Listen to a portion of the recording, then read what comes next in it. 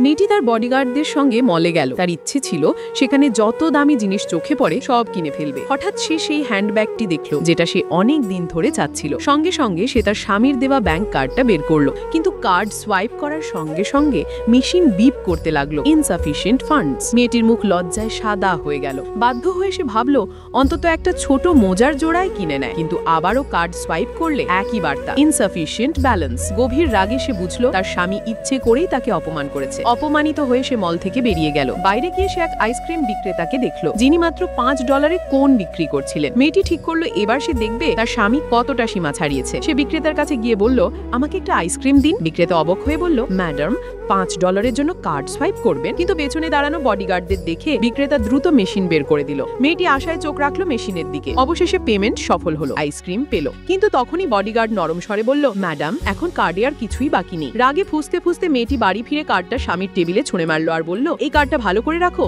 না হলে কোনো চোর চুরি করে ফেলবে। সারা দিন কিছু না খেয়ে শপিং করতে করতে সে ক্ষুধায় অস্থির ছিল, কিন্তু রাগের কারণে কিছুই মানতে রাজি ছিল না। সৌভাগ্যবশত গৃহ পরিচারিকা আগেই ডিনার রেডি করে রেখেছিল। মেয়েটি তাড়াতাড়ি পুরো পাস্তা খেয়ে নিল। খাওয়া শেষ করে যখন সে ঘরে বিশ্রাম নিতে যাচ্ছিল, তখন স্বামী বলল, আরো খানিকটা খেয়ে নাও, পরে আবার ক্ষুধা লাগবে। মেয়েটি বিরক্ত হয়ে বলল, আমি রাগে ভরপুর, ক্ষুধায় নয়। তার খালি প্লেট দেখে স্বামীর মুখে হালকা হাসি ফুটলো, যা দেখে মেয়েটি আরো রেগে গেল। স্বামী চলে যেতেই মেয়েটি মনে মনে শপথ নিল এবার সে শাশুড়িকে সব বলবে তার স্বামী কেমন আচরণ করে তার সঙ্গে। কিছুক্ষণ পর তারা দুজন শাশুড়ির বাড়ি গেল। মেয়েটি কথা বলতে যাচ্ছিল, এমন সময় স্বামী তাড়াতাড়ি তার মুখে ফল গুজে দিয়ে বলল, চুপ থাকো। ভিতরে ভিতরে মেয়েটির রাগে আগুন জ্বলছিল। ঠিক তখন শাশুড়ি মিষ্টি হাসি নিয়ে ঘরে ঢুকলেন। মেয়েটি মিষ্টি গলায় বলল, মা, আজ মলে একটা স্কার্ফ দেখেছি যেটা আপনার গলায় খুব মানাবে। তারপর হঠাৎ সে ইচ্ছে করে আইসক্রিমের বাক্সটা নিচে ফেলে দিল। স্বামী সঙ্গে সঙ্গে বুঝে গেল সে অভিযোগ করতে এসেছে। মেয়েটি বাক্সটা তুলে নিয়ে আবেগ ভরে বলল, এটাই সেই আইসক্রিম যা আমার স্বামী আমাকে কিনে দিয়েছিল। কার্ডে এতটুকুই টাকা ছিল যে শুধু এইটুকু কেনা সম্ভব, তাই আমি খাইনি, সামলে রেখেছিলাম। এ কথা শুনে স্বামী ছোট ভাই হেসে ফেলল, দাদা, তুমি তো বেশ কঞ্জুস। স্বামী ভয় পেল